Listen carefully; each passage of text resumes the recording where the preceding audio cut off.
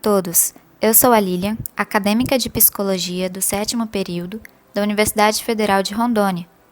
E o tema desse podcast é Regras na Pandemia de Covid-19, uma perspectiva analítico-comportamental. Primeiramente, é interessante lembrar que a psicologia possui diversas abordagens, como a psicanálise, o humanismo, a comportamental e a analítica. A análise do comportamento, conhecida também como psicologia comportamental, define o comportamento como resultado da interação do indivíduo com o ambiente, sendo o ambiente definido como um conjunto de condições ou circunstâncias que afetam o comportar-se. Dessa forma, a análise comportamental investiga as relações da pessoa com o ambiente para descobrir o porquê de determinado comportamento, ou seja, qual a função dele para o sujeito. A pandemia de Covid-19 foi decretada pela Organização Mundial de Saúde no dia 11 de março de 2020 e medidas preventivas foram estabelecidas para diminuir a contaminação por Covid-19. Uso de máscara e álcool em gel, lavar as mãos, manter o distanciamento social, evitar aglomerações, higienizar objetos e embalagens que venham da área externa ao isolamento.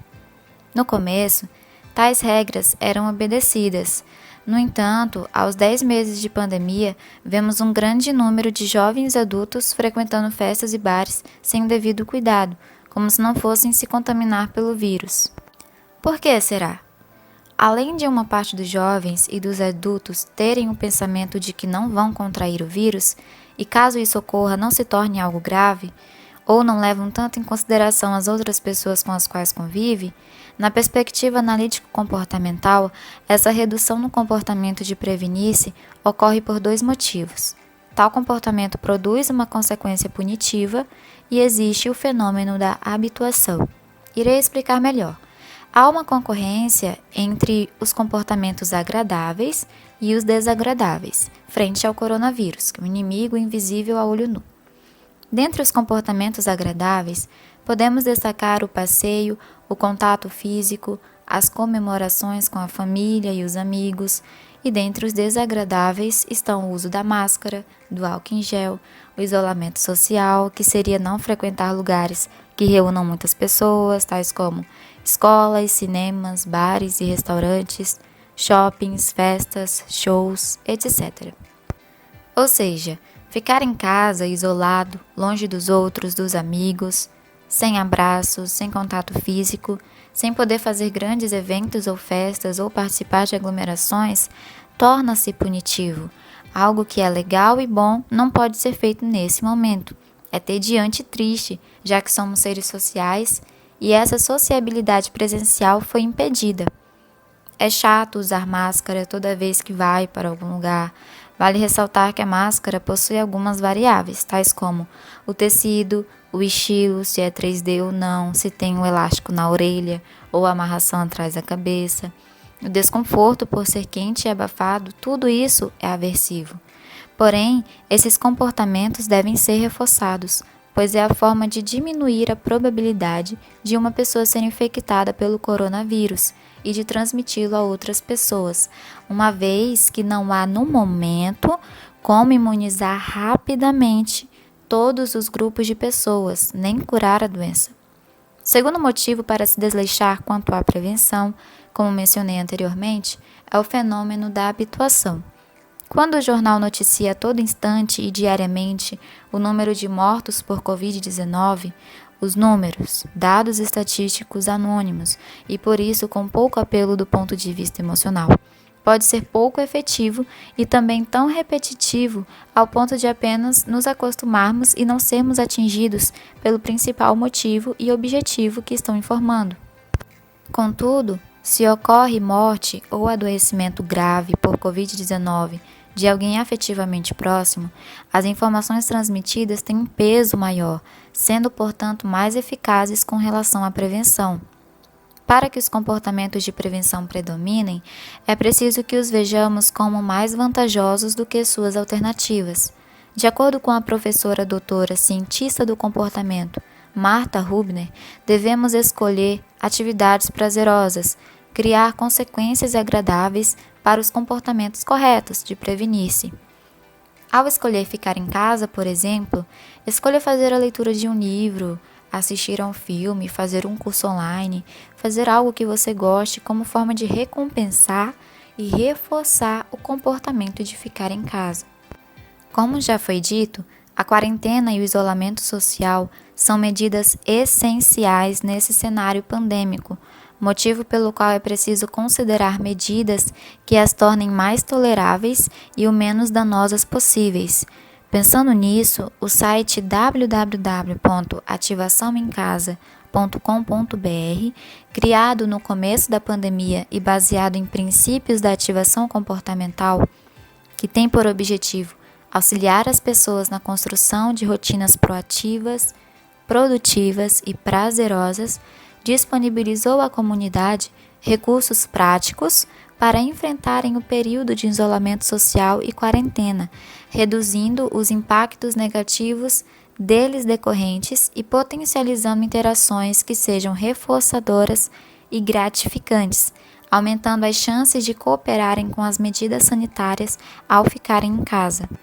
O site Ativação em Casa é um espaço virtual que disponibiliza dicas de atividades em diferentes domínios: educação, lazer, recreação, jogos, atividades físicas, relacionamentos, ajudas humanitárias, cuidados de casa, amizade, religiosidade, para diferentes grupos etários: crianças, adolescentes e adultos e idosos.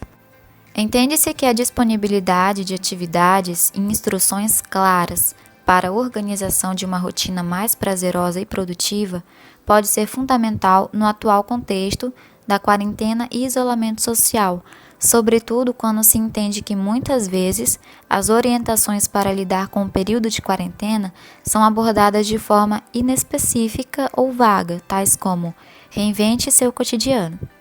A ausência de uma descrição operacionalizada que possibilite compreender como o cotidiano será reinventado pode deixar o público à mercê de variações aleatórias e, nesse sentido, o alcance da intervenção ser restrito.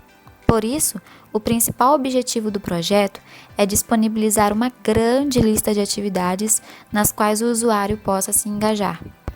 A doutora Marta Rubner disse em sua rede social no dia 17 de novembro de 2020, que seus colegas, trabalhadores da área da saúde, alertaram para o perigo de uma eventual segunda onda provocada por festas, reuniões, jantares e casamentos. Marta ressaltou a aproximação do Natal e da virada do ano, a relação com o tempo que estamos em distanciamento físico e as pressões sociais que começaram a aparecer dentro da família. Tais pressões, de acordo com Rubner, são as mais difíceis porque o comportamento que temos diante daqueles que amamos e com os quais não compartilhamos a quarentena é exatamente incompatível com o que pede o distanciamento físico.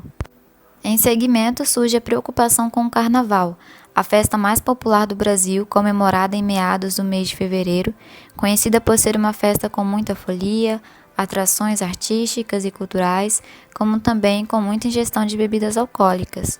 Vale esclarecer que o Carnaval não é um feriado nacional. A nível de curiosidade, apenas no estado do Rio de Janeiro foi decretado o feriado de Carnaval. Assim, cada estado e seus municípios têm autonomia para decidir se irão manter o ponto facultativo nos dias de Carnaval ou não. No entanto, devido à pandemia, muitas cidades já proibiram a festa ou adiaram. Todavia, existe a preocupação quanto a possíveis aglomerações nesse período e, consequentemente, aumento nos casos de Covid-19, similar ao resultado da segunda onda provocada pelas festas de fim de ano. Em uma entrevista no podcast Pandora, o Dr. Roberto Banaco, analista do comportamento, expôs algumas reflexões sobre o período de pandemia e também abordou um pouco sobre as vacinas contra a Covid-19 que estão sendo produzidas. Roberto disse que muita gente até sabe das mortes, mas a probabilidade de acreditar que elas tenham de pegar a doença ou, se pegar, venham a morrer é muito pequena. Então, qualquer aversivo que é improvável, ele tem menos efeito sobre os estímulos que irão sinalizar. Ele é improvável, atrasado, pouco intenso. Banaco afirmou também que as pessoas buscam acreditar naquilo que é melhor para elas. Por isso, quanto à cura e à imunização, também é improvável. A gente também está acreditando porque quer loucamente poder sair e coletar os reforçadores e voltar aos comportamentos agradáveis para nós, que se tornaram aversivos na pandemia. Mas de verdade, a gente não sabe, e isso enfraquece uma outra crença que as pessoas têm na ciência. O doutor afirma que a melhor alternativa hoje é tomar a vacina para poder voltar a coletar reforçadores fora de casa. Para finalizar, as medidas preventivas continuam. Reforcem o comportamento de usar a máscara, o álcool em gel e evitar aglomerações. E visitem o site www.ativaçãoemcasa.com.br para potencializar interações que sejam reforçadoras e gratificantes, aumentando as chances de cooperarem com as medidas sanitárias.